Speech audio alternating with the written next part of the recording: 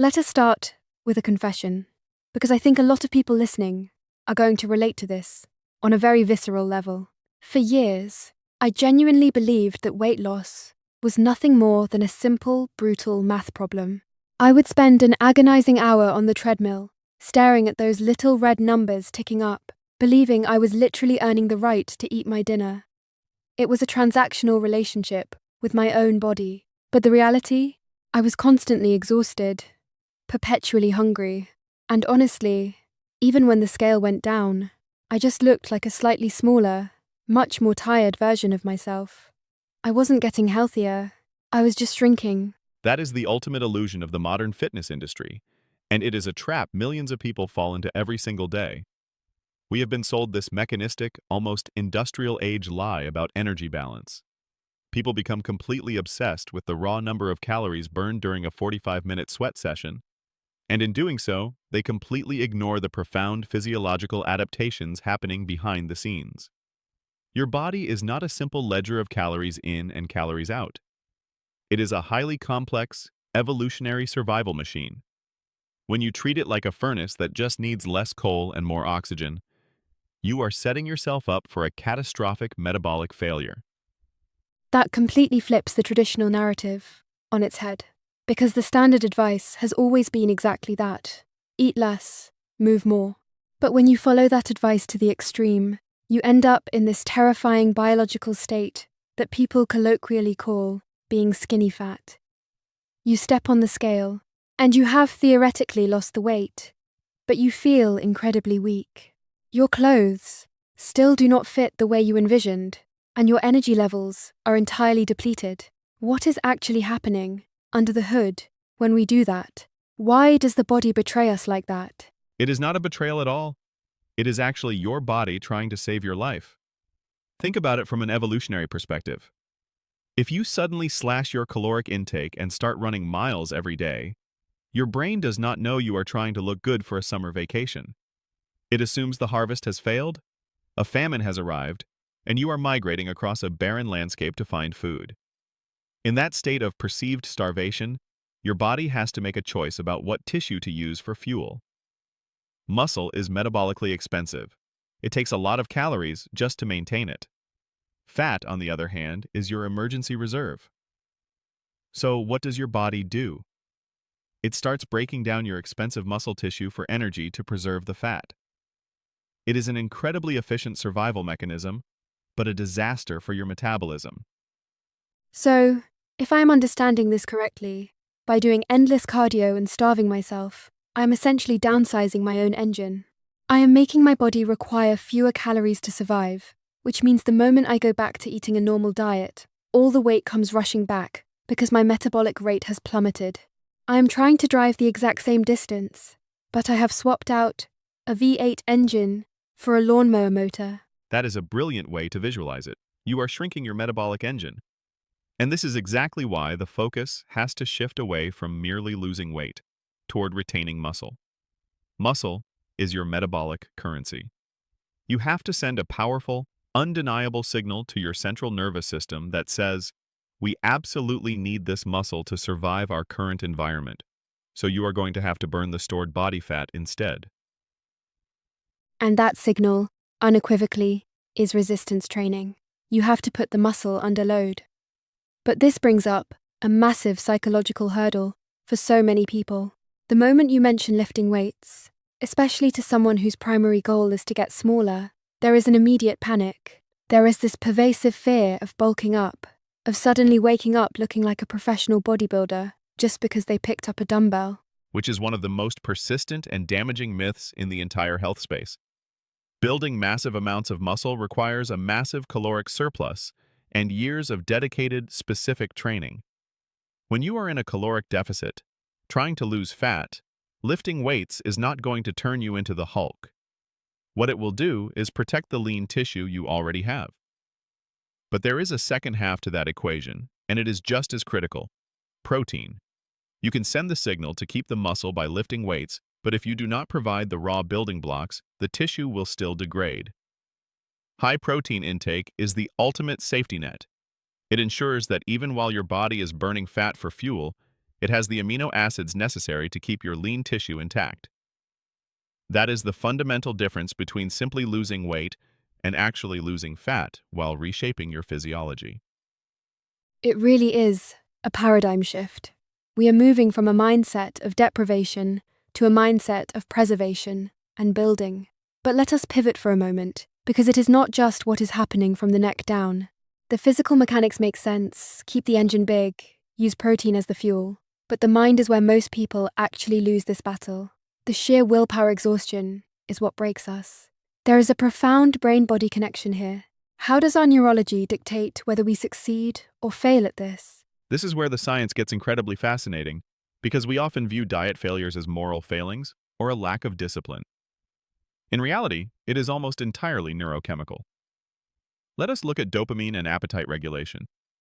Dopamine is not just the reward chemical, it is the molecule of motivation and craving.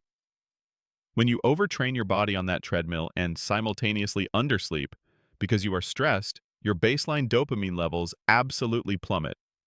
And when dopamine crashes, your brain goes into a state of acute deficit. It demands a quick fix to restore baseline. What is the fastest, most efficient way to spike dopamine in the modern world? Hyperpalatable, highly processed food. So, if I am killing myself in the gym, heavily restricting my calories, and only sleeping 5 hours a night because I am trying to hustle through life, my brain is literally going to hijack my behavior. By 3 o'clock in the afternoon, it is going to scream for a pizza or a box of donuts, and no amount of willpower is going to stop it. Every single time. You cannot out-willpower your own biology forever. Your brain will eventually win. This is why sleep is not a luxury. It is a non-negotiable metabolic necessity. When you sleep, you are not just resting. You are undergoing a profound hormonal reset. Your growth hormone spikes, which helps repair and retain that muscle tissue we just talked about. Your testosterone stabilizes. Your cortisol, the stress hormone that tells your body to store belly fat, finally drops. If you cut your sleep short, you are effectively entering the next day metabolically handicapped and neurologically primed to overeat. That is such a vital reframing. We treat sleep as the thing we do when everything else is finished, rather than the foundational pillar that makes everything else possible. But speaking of timing and habits, what about the actual timing of our efforts? There is an entire subculture obsessed with things like fasted cardio, believing that if they run on an empty stomach at dawn, they are hacking their biology to burn pure fat. But, from the deep science I have seen, that seems to be entirely missing the forest for the trees. It is the definition of majoring in the minors. The clinical data is overwhelmingly clear on this. The microscopic benefits you might get from exercising in a fasted state are completely eclipsed by your total workload and your overall metabolic markers over time. If running fasted makes you feel good, do it. But it is not a magic trick. The body is incredibly smart at balancing its energy ledgers over a 24 to 48-hour period. If you burn more fat during a morning run, your body simply shifts to burning more carbohydrates later in the day. There are no biological shortcuts. The only thing that truly alters your metabolic destiny is the consistent, sustained accumulation of muscle and the long-term management of your hormones through diet and recovery. Which brings us to the most daunting part of all of this, the sheer reality of living it. We have talked about resistance training, high protein intake, protecting our dopamine, prioritizing sleep, and ignoring the shortcuts. That sounds like a full-time job. How do we actually integrate this into a normal human life without completely burning out? Because if a plan requires you to be a monastic saint, it is utterly useless for the average person. And that right there is the essence of clinical realism. In the real world of obesity treatment and metabolic health, perfection is the enemy of progress. If a lifestyle change is not practical, if it cannot be sustained when you are stressed, when you are traveling, or when your kids are sick, it is going to fail. We have to stop looking at health as a 10-week sprint to a finish line and start looking at it as a 10-year horizon. What are the non-negotiable habits you can reasonably execute on your worst days? That is your actual baseline. That is deeply comforting, honestly. It is the voice of reason in a very loud, chaotic industry. It is not about eating out of Tupperware containers every day. It is about what you can consistently do for the next decade.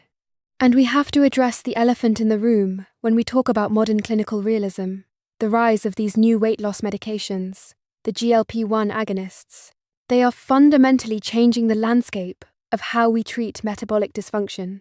But I imagine they do not negate everything we have just discussed. Not at all. In fact, they make our discussion today even more critical.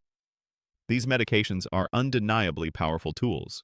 They quiet the food noise in the brain, they regulate insulin, and they allow people to finally escape that dopamine-driven cycle of cravings. But a medication is precisely that, a tool. It is not a foundation. If you take these drugs and rapidly lose weight without prioritizing protein and resistance training, a massive percentage of the weight you lose will be your precious muscle tissue. You will end up biologically smaller but metabolically weaker. You still have to do the foundational work. You cannot medicate your way out of needing a strong physical engine. It is like putting a massive brake system on a car, but forgetting to maintain the engine itself. Sure, you can stop the car from crashing, but eventually, you still need the power to move forward.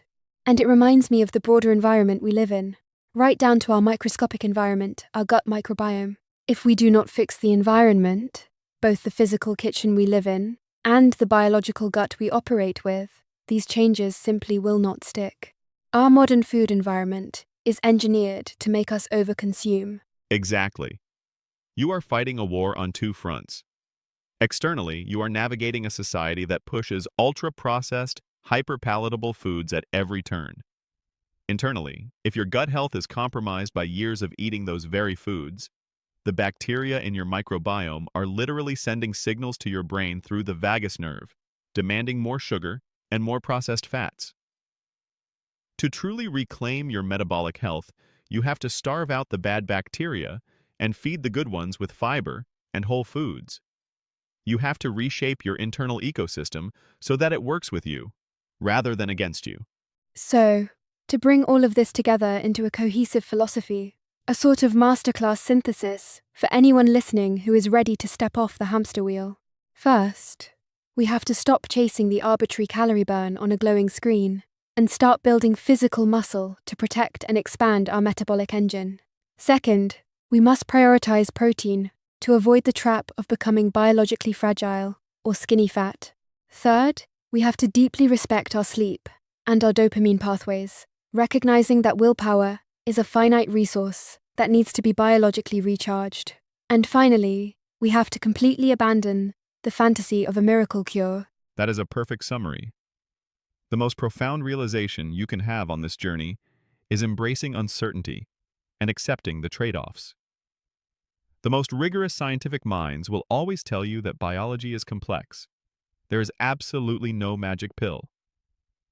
But there is a very clear, heavily data-driven, and proven path to a stronger, healthier version of yourself. It just requires you to stop punishing your body and start communicating with it properly. Give it the signals it needs to thrive, the nutrients it needs to rebuild, and the rest it needs to recover.